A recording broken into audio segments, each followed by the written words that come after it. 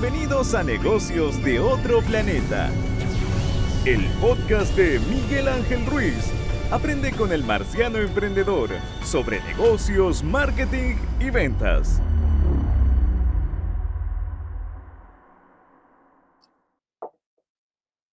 Micrófono, ya silencié el micrófono, estoy grabando, todo correcto, sí, ok.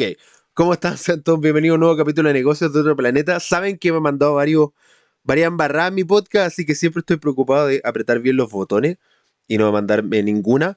¿Cómo están? Sean todos bienvenidos a este capítulo. No sé cuándo lo voy a estrenar, así que espero que probablemente va a ser verano, así que espero estén disfrutando el calor en Chile y Latinoamérica. Nos ven desde toda Latinoamérica. De hecho, es chistoso un podcast que va en Chile, con la mayoría de invitados chilenos, pero nos ven en Perú, Colombia, México, Costa Rica, Estados Unidos y España.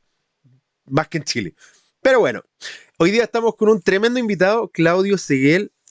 Vamos a hablar de un temazo. Hace muy poco hizo un podcast de storytelling, pero hoy día tenemos un capísimo que nos va a ayudar a los emprendedores, a nosotros los emprendedores, a saber o a entender o a poder aprender a generar relatos de marca. Así que, Claudio, ¿cómo estás?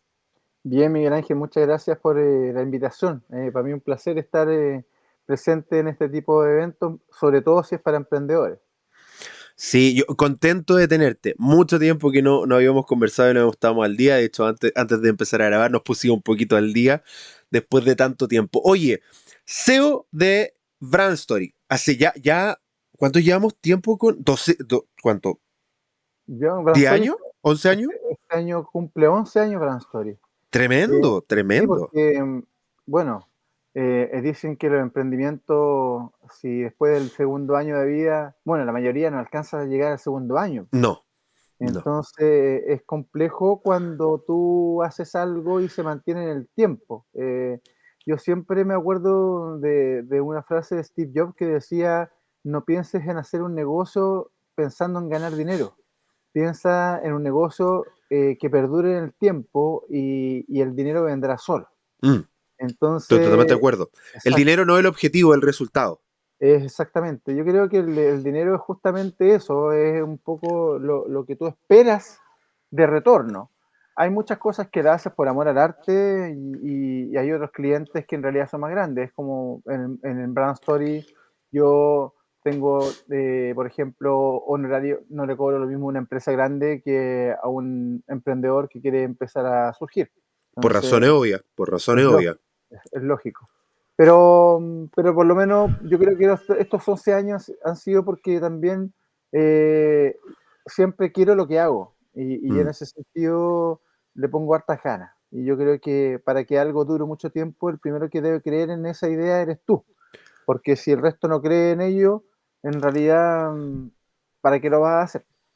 Sí, o sea, si al fin y al cabo no confías en lo que haces, es poco probable que otro confíe en ti, si tú no confías de partida. Aparte, soy profesor de la Universidad Católica. Estamos hablando hoy día solo de posgrado.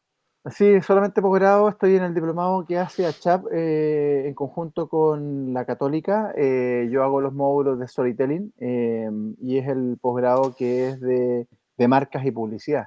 Que en realidad es extraño porque a pesar de ser marcas y publicidad, hay muy pocos publicistas que toman el diplomado y son más gente del mundo, ingenieros comerciales, periodistas, audiovisuales, diseñadores, Mm. pero publicista no. Mira, yo soy publicista y siempre mi peor grupo objetivo han sido mis propios publicistas, porque cuando tú le hablas de storytelling me dice, pero ¿para qué voy a aprender a contar historias si eso yo lo hago, lo sé hacer? Mm. Entonces, yo empecé a profundizar justamente en el storytelling porque me di cuenta de que los publicistas, por lo menos en Chile, no contaban historias, Mm. contaban ideas. Mm.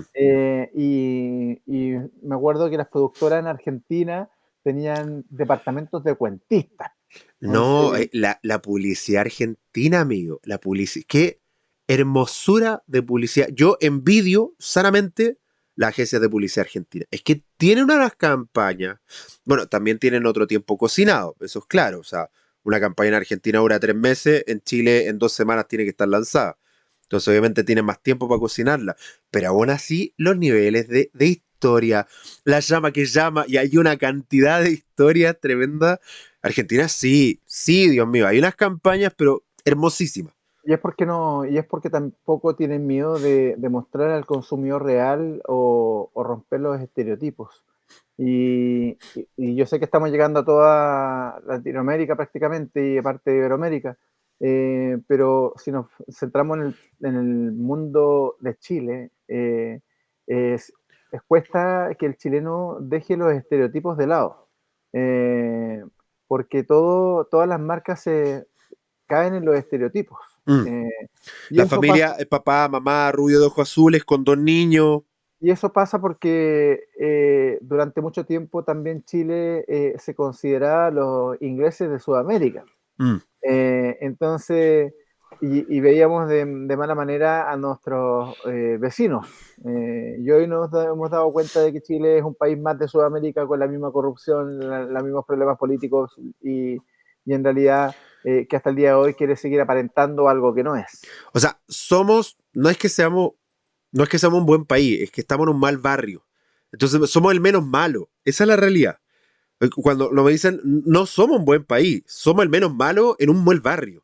Entonces Sí, somos como el menos torrante. pero eso también es parte también del desconocimiento del chileno.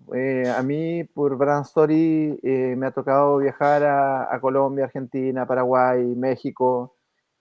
Yo llevo 10 años viajando a Colombia, hago clases en la Universidad de Medellín y cada vez que veo Colombia me encanta más Colombia. Entonces, al Mm, final, yo creo que cuando el chileno habla mal de otro país es porque no lo conoce o porque nunca ha viajado. Entonces, ahí en ese sentido importante ya empezar a romper los estereotipos. Y este es un primer consejo que yo le doy a los emprendedores. No aparenten ser lo que no son y siempre que sus relatos sean sinceros, lo más sincero sí, posible. totalmente de acuerdo contigo. Totalmente de acuerdo contigo. Tienen que ser reales. Exacto. Sí, no hacer esos relatos fantasiosos, pretendiendo que el éxito es tener un auto deportivo del año y una casa en Lo Curro. Sí, para los que no saben, Lo Curro es un lugar muy exclusivo en Santiago de Chile, que es como donde todos quieren vivir. Entonces, claro, tenemos este cuento de viajar en helicóptero y comer en los restaurantes exclusivos y el éxito tiene, para mí, por lo menos para mí, después de muchos años en el mundo de emprendimiento, para mí tiene que ver más con la libertad que con el dinero. ¿Sí? Entre más libertad tengo para hacer lo que yo quiera o para lo que no signifique trabajo, me siento mucho más exitoso que tener una casa y una mansión y una casa en la playa y una casa en Cachagua y etcétera. Lo que popularmente o lo que hemos construido como el éxito. Así es. Pero justamente ahí entra en juego el storytelling y hay que siempre entender que la historia que tú quieras contar, veo la portada de ese libro que tú tienes atrás, las neuronas de espejo, y justamente una historia tiene un efecto espejo. Cuando tú te ves reflejado en esa historia, la haces tuya. Si tú no te ves reflejado en esa historia, es cuando te empiezas a desconectar de aquella historia y te empiezas a alejar del producto de la marca. Mm, Entonces, justamente la empatía, el efecto espejo, el tema de las emociones, el tema de estudiar el contexto, estudiar el momento, mm, hay muchos factores que influyen en contar una historia, porque finalmente, si bien storytelling es relato, es un cuentacuentos, pero hacer storytelling es mucho más que contar una historia. Por sí. eso, generalmente hoy en día hay mucha empresa que dice hacer storytelling, pero realmente no hacen storytelling. Se cuelgan del nombre porque se exige y las empresas lo están exigiendo. No, es que a todos hoy en día hablan del relato. Mm. Hace El cinco relato años de atrás, marca. sí, hace 5 años atrás nadie hablaba del relato de marca. Mm. Entonces, cuando empecé hace 11 años atrás, me decían, ya, pero storytelling, ¿para qué? Bueno, Para contar hoy en día, historia. ¿Y para qué voy a contar una sí, historia? exacto, ¿Quién porque quiere escuchar mi historia? y todo el mundo hoy habla de historias. Mm, Entonces, eso yo creo que hoy en día las historias, el relato es parte en sí del branding ya. mm. Es una herramienta más del brand. De hecho, bueno, hablando de libros detrás, quería mencionarlo, ¿no? Tú tienes publicado 3 libros, si mal no me equivoco.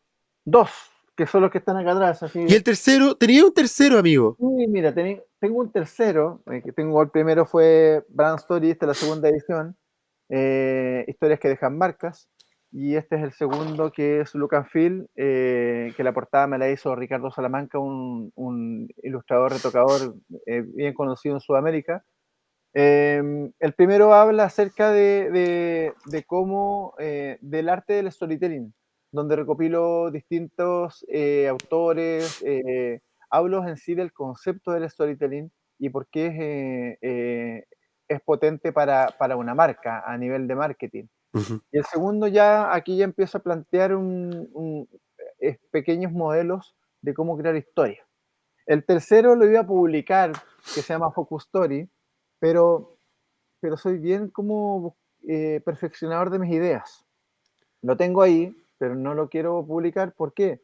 Porque yo tengo un modelo de construcción de marcas que se llama Focus Story, una caja, un kit, donde yo le llevo a las empresas y cada vez que yo voy a una empresa con papelógrafo, un modelo Canvas de storytelling, me preguntaban si yo vendía esa caja.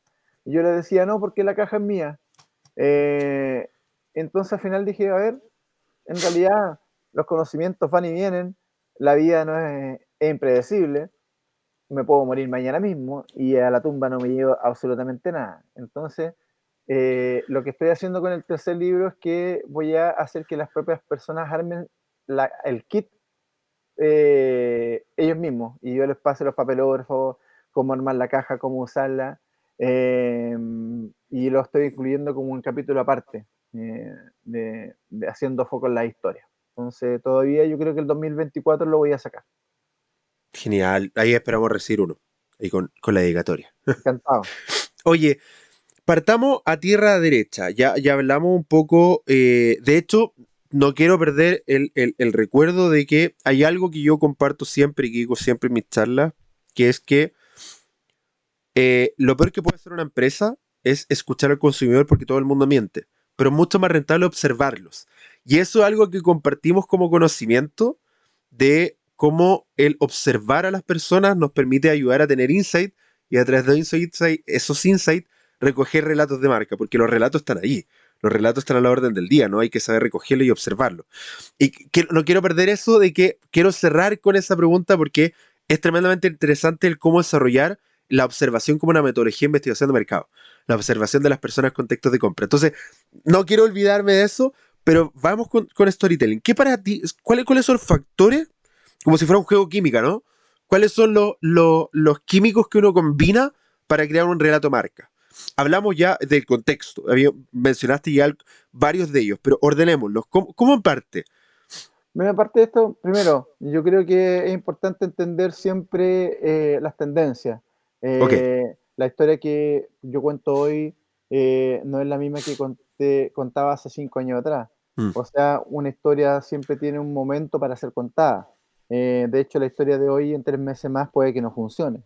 Por lo tanto, yo creo que ahí hay tres factores que son fundamentales. Primero, contexto, dónde se desarrolla esta historia.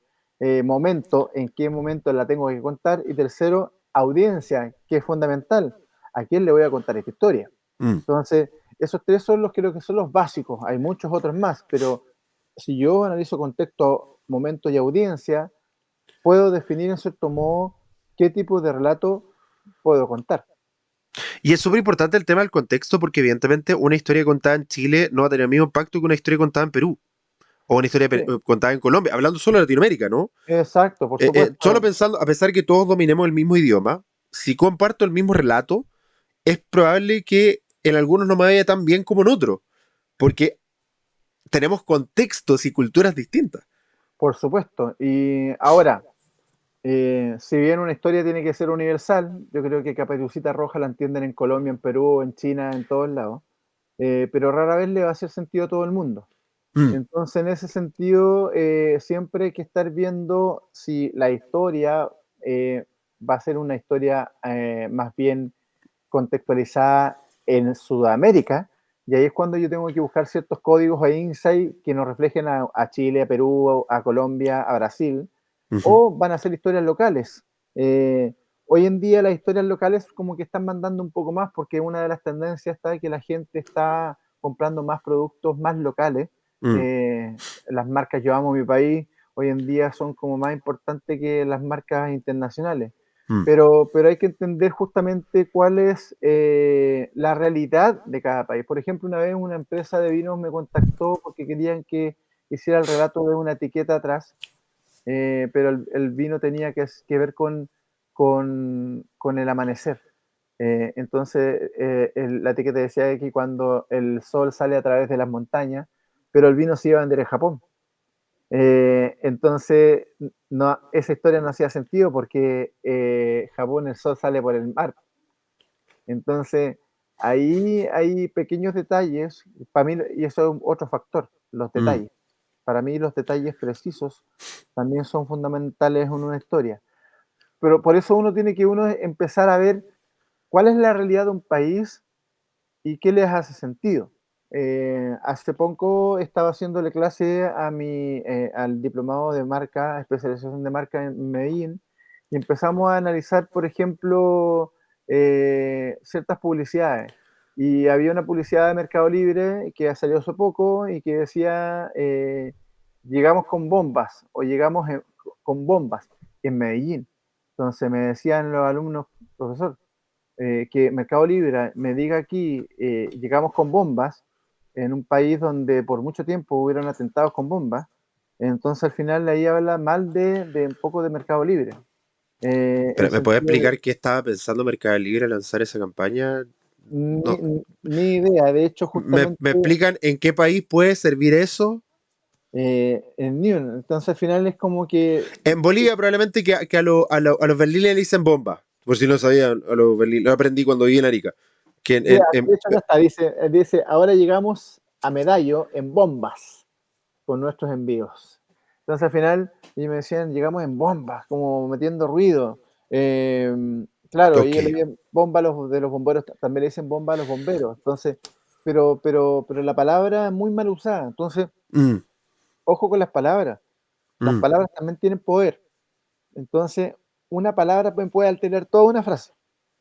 Y en ese sentido, el ejemplo que me mostraban mis alumnos de Colombia, ellos les afectaba porque decían, oye, estás en cierto modo Tremendamente mal ubicando. gusto. Tremendamente mal gusto. Así es. Y de hecho, lo que comentabas también del vino es que es súper interesante. Eso de saliendo por la montaña, y claro, probablemente un japonés que está leyendo el vino es como de, pero si el sol sale por el mar, no por la montaña, ¿qué le está pasando a esta gente? ¿De cuál se fumó? ¿Quién escribió Sí. esta etiqueta? Entonces, Entonces, sí, le genera una disonancia cognitiva. Es tremendo.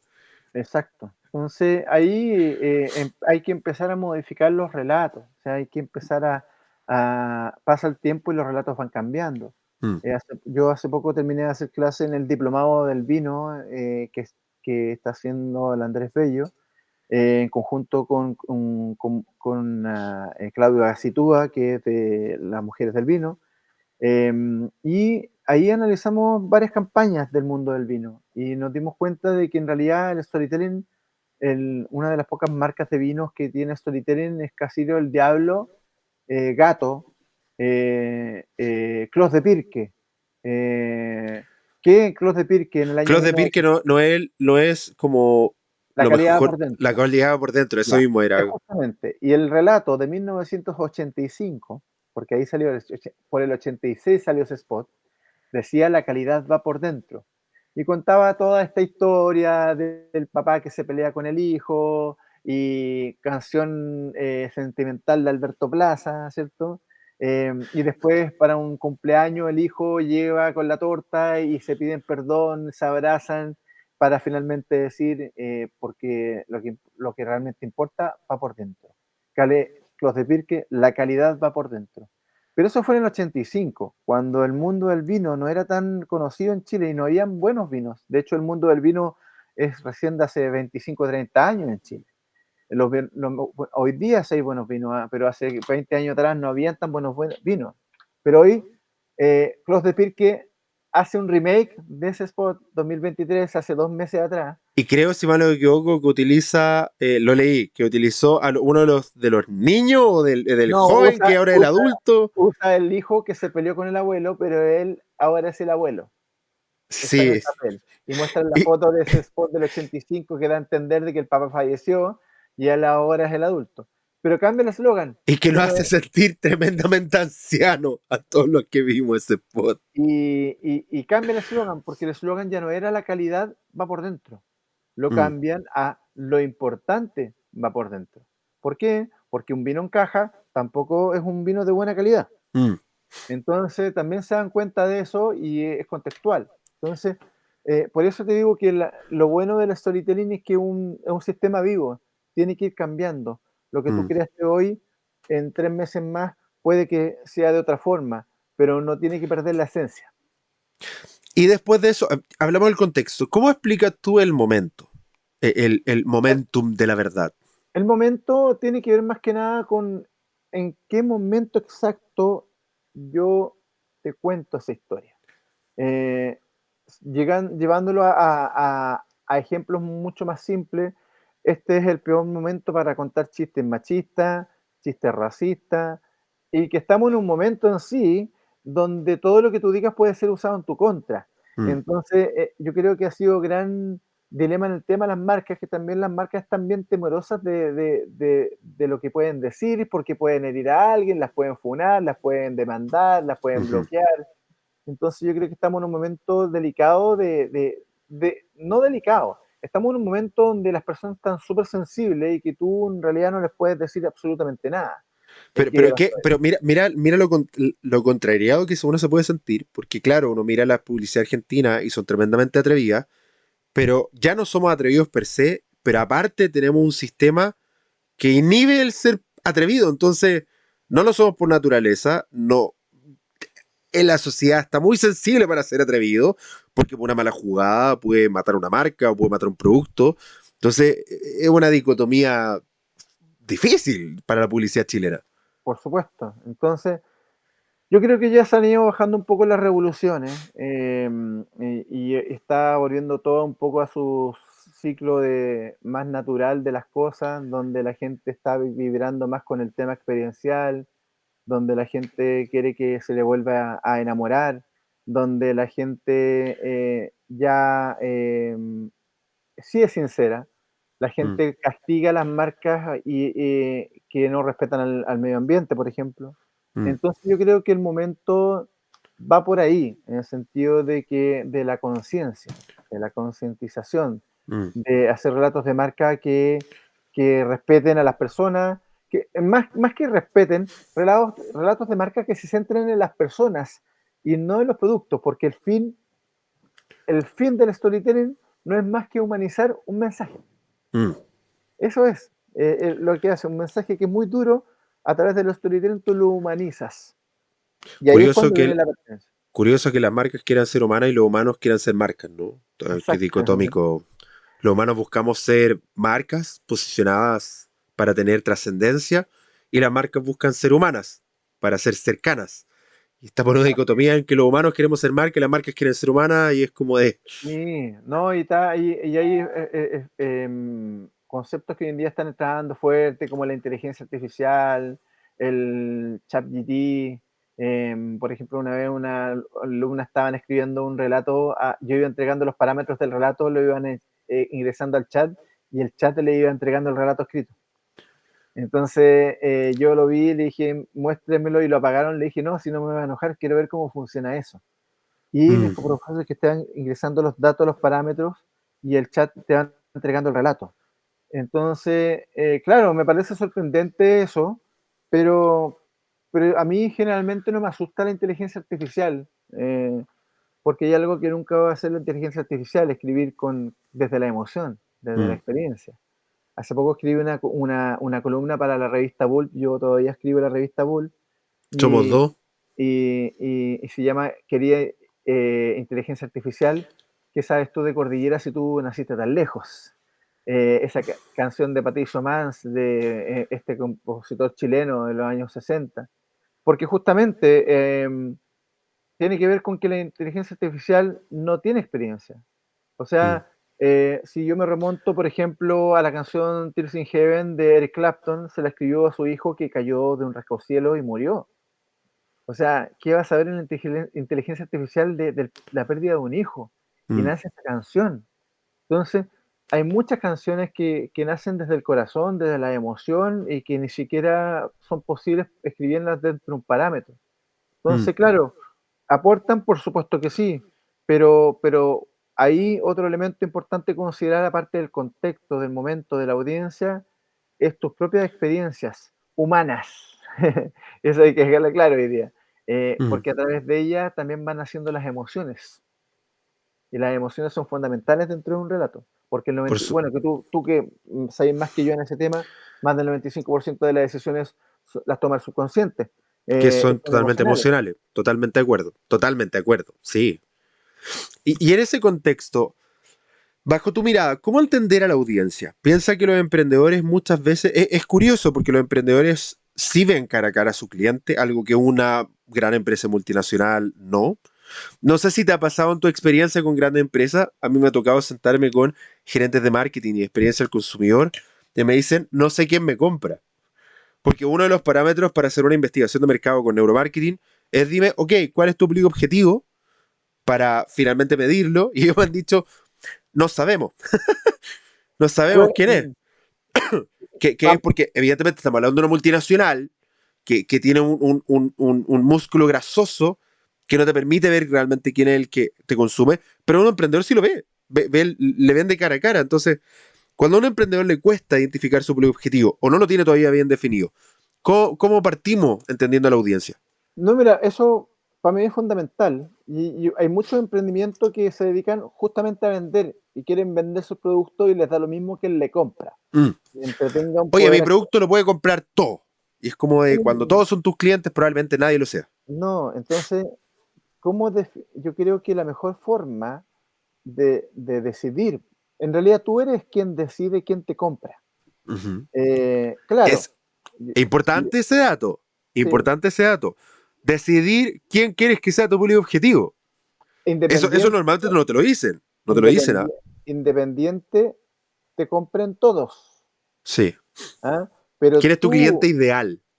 a través del relato, tú puedes ir con- mostrando ciertos códigos y que vayan dirigidos a ese target al cual tú quieres llegar. Por ejemplo, yo hoy en día estoy en emprendimiento, como te contaba, aparte de Brand Story, estoy en el mundo del vino. Tengo un vino que se llama El Cuento, ya que estoy contando historia. Y siempre digo, el cuento es un vino para todos aquellos que quieren conquistar con una historia. Pueden seguirlo en @vino el cuento en Instagram. Eh, Síganlo, por favor.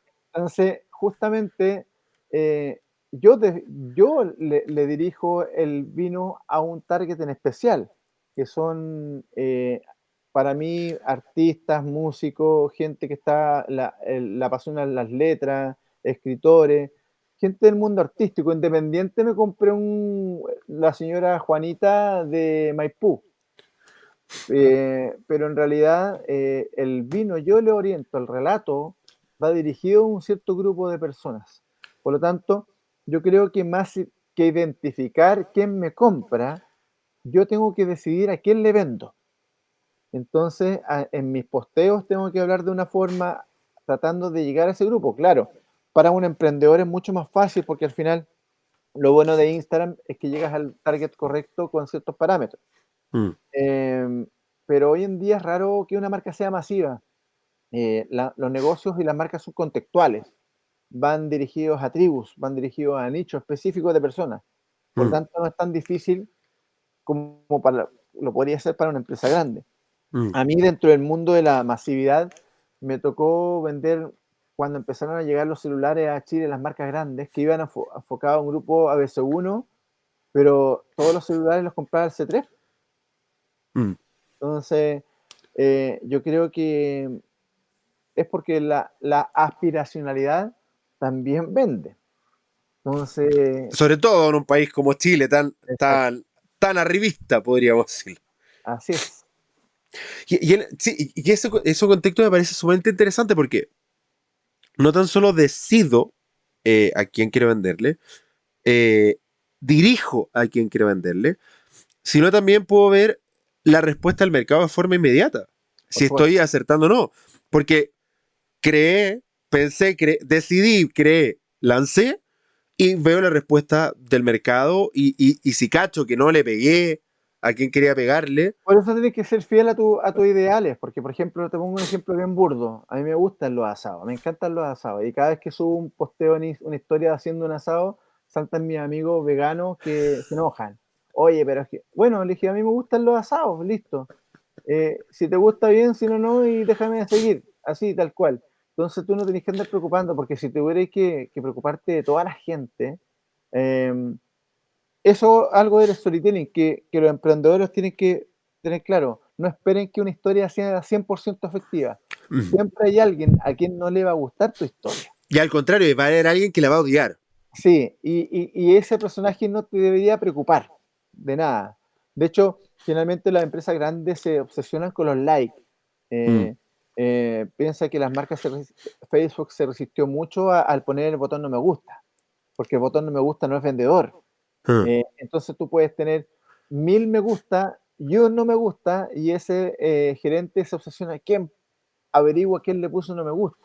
¿Y por qué le puso? Sí, bueno, yo le digo ahí, bueno, puede ser porque a lo mejor fue un empleado que tú echaste el día anterior y está picado contigo y le puso no me gusta, o puede ser a la competencia que le puso no me gusta, o puede ser que sinceramente a alguien no le gusta el producto y tú no lo puedes obligar a que le guste. Y está bien, no le puede gustar a todo el mundo. Pero claro, los emprendedores es como, es que tengo 10 comentarios negativos. Sí, pero amigo, concéntrate en los 190 positivos. Exacto. Pero ese es Que- un tema del ser humano también. El sí, ser humano siempre le da, en una relación de pareja pueden pasar 100 momentos hermosos, pero hay un momento malo y ese opaca los 100 hermosos. mm, Eso es una característica, en cierto modo, del ser humano que siempre exacerba más lo negativo que lo positivo. total. Eh, entonces, al final, uno no tiene en cierto modo, preocuparse si a alguien no le gustó tu relato. No era para él, ¿no? Entonces, no se obsesionen con que el relato sea perfecto, porque el relato perfecto no existe. La perfección es enemigo de algo hecho, ¿sí? Exacto. Yo prefiero algo hecho que algo perfecto. Ocurre lo mismo con el libro, ¿ah?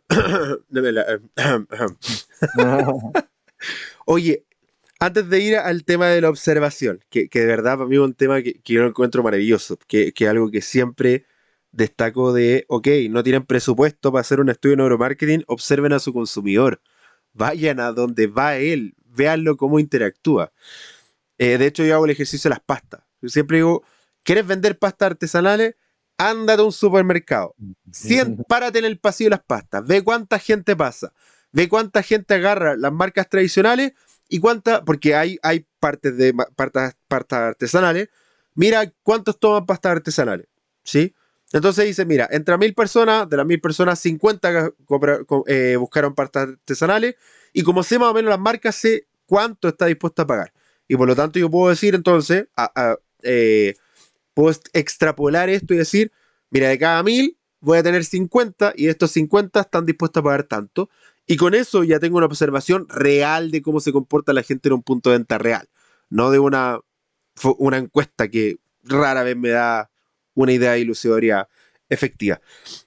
¿Cómo partir creando el relato marca? Entiendo, hay un contexto, hay un momento, hay un público objetivo. ¿Cómo doy el primer? Piensa que está el emprendedor que toma su cuadernito. Hay gente que todavía escribe con un cuaderno. Voy a asumir que escribe un cuaderno. Abre su cuadernito, toma su lápiz y dice, me voy a proponer crear mi relato de marca. Piensa a quien quiere venderle y se queda en blanco, que es algo que nos ha pasado a todos. A mí me ha pasado un montón de veces, ¿sí? ¿Cómo partiría? ¿Cómo iría ese primer Bueno, pasito? bueno, primer punto, tener claro una identidad de marca, Ok. porque si tú no tienes claro quién eres como marca, entonces, ¿qué vas a contar? Segundo punto, tener claro un propósito de marca, porque si tú no tienes claro por qué lo haces, vuelvo a la misma pregunta. Entonces, ¿qué te voy a contar? ¿Quién Entonces, eres? ¿Por qué lo haces? Ok. exacto, ¿quién soy?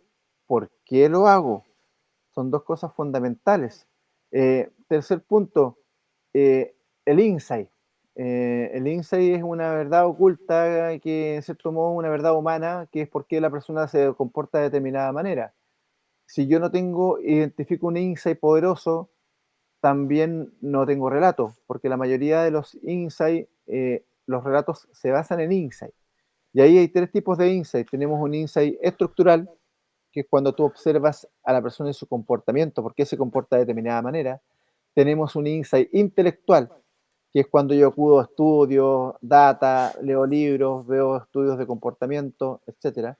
Pero también está un tercer tipo de insight, que es el insight visceral, ese que viene con la intuición, el que tú crees por una tincada, en el buen chilensis, por qué la persona puede terminarse ahí. Y ese insight también es muy válido, esas decisiones que son de estómago.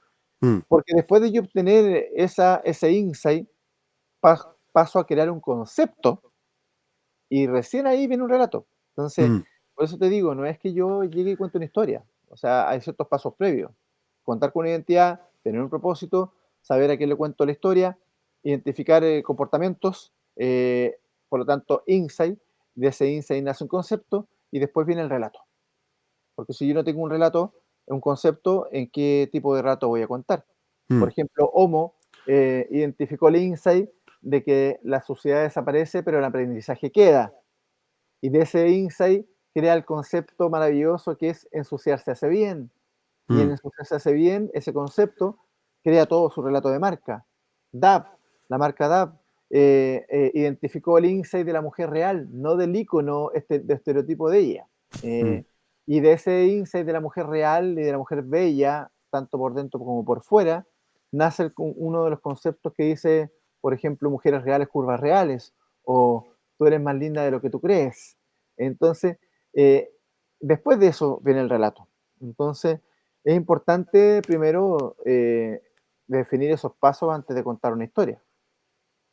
Y ya que evidentemente con eso todo creado, es poco probable que te quede en blanco, porque hay algo, no Ya partís de hay un cero. cimiento, Sí. eso. Hay un dicho por ahí que cuando las casas tiemblan, son los cimientos las que las sostienen. O cuando uno construye una casa, no empieza por el tejado, empieza por los Mm, cimientos. Lo mismo pasa con el relato. Yo tengo que tener mis cimientos bases hechos, porque si viene un temblor, el relato no se me viene abajo. Si yo empiezo a escribir un relato desde cero, sin tener cimientos, la historia en cualquier momento se me viene abajo con cualquier soplido.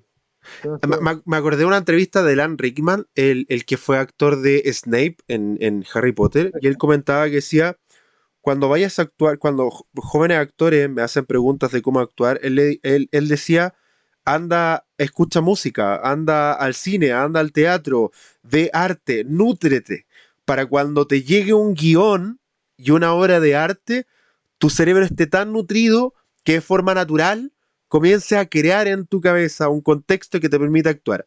Y un poco lo que estás comentando, ¿no? Nútrete de información y de contexto que te permita no quedarte en blanco porque no estás vacío. Porque mm, muchas veces quedamos en blanco porque no hay nada, nada a la que agarrarme. Entonces, cuando tengo estas estructuras base, tengo un sustento sobre el cual crear algo. Y algo va a salir. Y obviamente es perfectible y lo vuelvo a escribir y lo vuelvo a escribir. Lo paso, y si no me va más, voy al chat GTP y lo paso por ahí a ver si se le ocurre algo más creativo. Yo utilizo, debo confesar que utilizo chat GTP como un constructor de ideas. Contrasto ideas. Entonces, se me estoy quedando corto de idea, le hago un par de preguntas, no tomo todo porque hay cosas que no encuentro valioso lo que hice, pero agarro un par de que sí me parece entretenido y la empiezo a desarrollar. La tomo como base estructural de ideas creativas, más que propiamente tal un desarrollador y ejecutor, que es como muchos lo están utilizando, ¿no? Que mm. casi como que te hace todo y tú apretas un botón, ¿no? Que lo encuentro algo un poco mediocre y conformista, ¿sí? Porque al fin y al cabo todo se va a tender a parecer. Es como ir al rincón del vago. Me siento- Eso es muy antiguo. Si alguien joven va a escuchar esto, no va a Se me, entender la se me referencia. cayó el carnet. El Rincón del Vago, para el que no conoce, era un portal donde estaban todos los trabajos. Desde lo que se te ocurriera estaba ahí. ¿Sí? Pero era increíble porque en ese tiempo no había. ¿Qué teníamos? La Encarta, lo único que había. Entonces, era un lugar que te salvaba muchas Por veces. eso las historias de tiempos pasados no es que sean más poderosas que las de ahora, pero teníamos menos recursos como teníamos que apelar más a nuestra experiencia, a nuestro talento, Mm, y teníamos no teníamos tanto apoyo. mm. Yo recuerdo que, por ejemplo, en mi época de universidad, los laboratorios de computación, yo partí con el Photoshop 2, me acuerdo, pero eran de informática, ni siquiera eran de los publicistas. Entonces la mayoría de los avisos los tenías que armar a mano, recorte de revista, alguna que otra Recortes letra, de... Imagínense un letra estudiante de C. publicidad en 2023 haciendo un collage No, de campaña. entonces, eso yo creo que un poco le critico a mis alumnos, bueno, ya no estoy haciendo clases de pregrado, pero creo que el alumno de hoy tiene la facilidad de contar con un sinfín de bancos de video, sistemas de edición, la misma inteligencia artificial, que ahora yo he armado un par de posts para el vino, o Photoshop, que ahora el Photoshop 2024 tiene un regenerador que ahí que te va creando prácticamente ahí, te va a dejar sin pega a todos los retocadores. Entonces, pero aún así no te entregan trabajos de calidad porque son cómodos, Mm, lo tienen todo, pero también yo creo que la complejidad para ello pasa que hoy en día está todo prácticamente creado. mm, Encontrar nuevas combinaciones es lo complejo. La tecnología la tienen, pero mm. aún así no traen cosas buenas porque no hay excusas. Es el caso, por ejemplo, que yo considero que Como ¿cómo se te nuestros puede ir una políticos falta de copiando y ortografía? pegando leyes. ¿Cómo se te puede ir una falta de ortografía en un titular de una gigantografía? Si la ve un redactor, la ve el que imprime, Mm. y después de que cuando la instalan, te das cuenta. Yo creo que ahí no hay excusas. No, para nada, para nada, para nada. Había unos errores, unos horrores Mm. este último tiempo que tú miras y decís como amigo, ahí no, así no. Sí, y pasan por tanta mano, sobre todo son agencias grandes, pasan por 40 personas antes de salir. Y verdad, nadie se percató de que está mal escrito. Sí, estoy totalmente de acuerdo con eso. Ok, última temática para cerrar el capítulo que ha estado sumamente interesante, por lo menos para mí. Espero que los emprendedores que estén escuchando lo hayan pasado maravilloso. La observación como una herramienta. ¿Cómo la llevas tú? ¿Cómo la ves tú?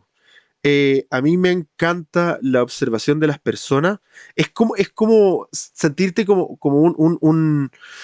eh, no sé cuál es el nombre, pero uno de los investigadores del National Geographic, ¿no? Que van a investigar la conducta de los animales en contextos reales y te hacen un relato, ¿no? Y te hacen un documental.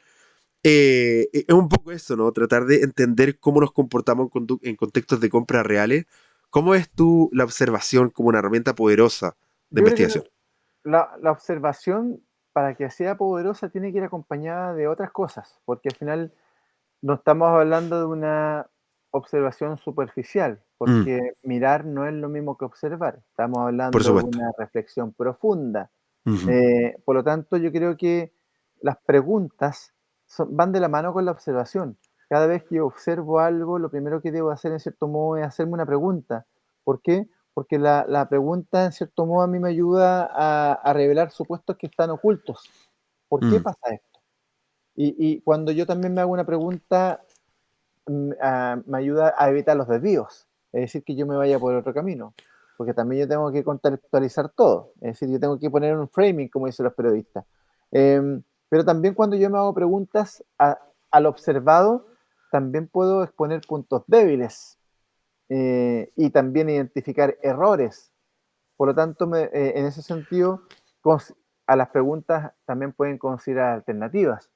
Por mm, eso te digo que observar es una cosa, pero también las preguntas internas que se hace uno es el segundo paso, porque todo lo que yo observo me lo tengo que cuestionar, mm, o lo tengo que refutar, o lo tengo que corroborar. Entonces, en ese sentido, cuando tú observas algo, haz una acción inmediata que es muy difícil de hacer. Lleva al papel lo que estás observando, que parece algo simple, pero no.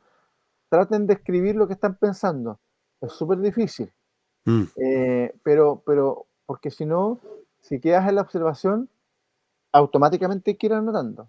Piensa que el cerebro tiene una memoria a corto plazo, o sea, se te puede ocurrir una idea muy buena, pero a los 15 segundos se te olvida. sí. Entonces, justamente lo primero que hay que hacer para observar es abrir la mente, porque hay una enfermedad que llaman por ahí que se llama la cicloesclerosis, una actitud de rígida ante las cosas. Si yo estoy en un estado rígido ante las cosas, de nada me sirve observar. Por lo tanto, la observación tiene que darse en un estado de relajación y un estado de apertura, de donde yo deje de lado los prejuicios, porque también los prejuicios también son un arma de encasillar a las personas. Y cuando yo miro desde el prejuicio, observo desde el prejuicio, el resultado que voy a obtener también va a ser débil. Por lo Mm. tanto, Está cejado, obvio. estoy sesgado. La observación tiene que darse en una apertura de mente, donde yo dejo de lado mis creencias y considero todo tipo de alternativas. Y lo segundo es ir cuestionándose todo lo que tú vas viendo, preguntándose cosas. Dice un proverbio árabe que dice que cuando se acaban las respuestas aparecen más preguntas. Mm. Entonces, observar, pero al mismo tiempo ir analizando. Ahí está el pensamiento crítico, el pensamiento analítico, ¿cierto? Algo que no está tan desarrollado en nuestra sociedad últimamente. No, no, porque al final todos creen tener la verdad. Entonces, cuando tú justamente ya dices eso, estás equivocado. Mm. Vive una sociedad que le cuesta criticar sus creencias. ¿Alguna vez ha sentado usted en su casa y dicho, ¿por qué creo lo que creo? Porque cuando empieza a responder esas preguntas o se hace esas preguntas, se empieza a cuestionar su forma de vida, las decisiones que toma, sus actitudes, y se empiezan a desmoronar algunas cosas que teníamos, algunas arquitecturas que teníamos mentales. No es algo tan fácil, y sobre todo en una sociedad donde nos tratamos de identificar tanto con algo que de alguna u otra forma ese algo se vuelve en algo identitario nuestro. Y por lo tanto, cuestionarlo significa cuestionarnos a nosotros mismos. Y eso es una posición incómoda para la mayoría. ¿Sí? Cuestionarse constantemente es algo incómodo. ¿Sí? El preguntarse por qué hago lo que hago no es divertido, no No, es y es algo que agradable. claramente a la mayoría de las personas no les gusta la crítica. Yo cuando empecé a escribir libros, ahí le pregunté a Antonio Núñez, que lo conocí en el mundo del storytelling, le escribí un mail a Antonio Núñez, que tiene varios libros de storytelling en una semana, tiene Será mejor que lo cuente. Antonio es un capo vive en Nueva York, y en este mundo una vez hice un par de Zoom y me dijo, cuando escribas un libro, no esperes la crítica, porque si vas a vivir de la crítica, mejor no escribas el libro. Hay gente que le va a gustar tu libro y hay gente que no le va a gustar tu libro. Mm, Eh, pero yo siempre he sido de la crítica. A mí me gusta que critiquen mis cosas, en el sentido de no veo la crítica como algo malo. Creo que siempre es bueno, siempre hay alguien que te pueda enseñar algo. mm. Y esa es parte de una filosofía de vida que tengo. Siempre alguien me puede enseñar algo. Yo no lo sé todo. Entonces, porque cuando el día en que yo diga lo sé todo, mejor dejo de trabajar y si ya lo sé todo, debería ser millonario. Y me voy a una montaña a iluminarme con mi Sí, gurú interior, total. Y al final, claro, a nadie le gusta la crítica porque finalmente volvemos a lo mismo, la crítica es un cuestionamiento. Y al fin y al cabo, cuando estamos tan conectados emocionalmente con ese algo, es como que me toquen a mi hijo, como, exacto. no, po. Y la verdad es que tenemos que tener un desapego sobre eso, es como, amigo, un producto, pueden criticarte o no, y Sí, tenemos que ser conscientes de que es imposible agradar con cualquier cosa, con nuestra presencia es imposible agradar a todos. Acostúmbrense a eso, acostumbren a que a alguien le va a incomodar, a que alguien lo va a detestar. Es normal, porque a usted no le cae bien todo el mundo, po, amigo. O sea, hay gente que uno mira y dice, no, con él no. Y está bien, es válido. Hay mercado para todo. así es. Pero por eso es importante entenderlo. O sea, aquí en el emprendimiento siempre un profesor me decía, enamórate de una persona, no de una idea. Mm, Eh, Siempre hay que ir perfeccionando día a día el relato, el producto, ir mutando, porque generalmente uno tiene una idea con un emprendimiento, pero al cabo del tiempo va mutando. mm, Eh, y tú tienes que ser abierto ante eso y darle cabida a esa mutación. Porque muchos de los proyectos fracasan porque uno de repente es terco y no se abre su mente y quiere las cosas de determinada manera y no se adapta al momento y al contexto Mm. y sigue con su idea terca y muere el proyecto, porque no es capaz de sufrir esa pequeña metamorfosis natural que surge en los proyectos. Entonces tenemos que tener una estrategia líquida que se permita adaptar a los contextos que tenemos, eso es obvio. Así. Si no logramos adaptarnos a los contextos, así quieren las grandes empresas, cuando no se puedan adaptar. Y los casos de Blockbuster, Coda, abundan en esto, ¿sí? Porque finalmente no se pueden adaptar a los cambios. Y lo peor, lo peor, es que en estos casos los cambios los generaron ellos mismos. No sé si ustedes saben, pero el creador de la cámara digital fue Kodak. Sí.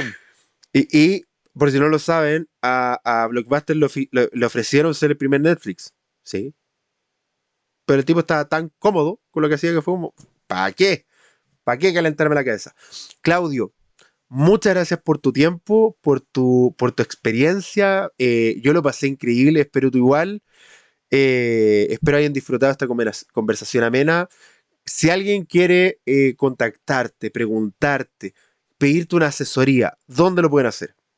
A través de la web, que es brandstory.cl, o en mi LinkedIn me pueden buscar por Claudio Seguel R, o en Instagram Claudio Seguel R, o también en @brandstorylatam. Pero en realidad, generalmente me pueden escribir a claudio@brandstory.cl.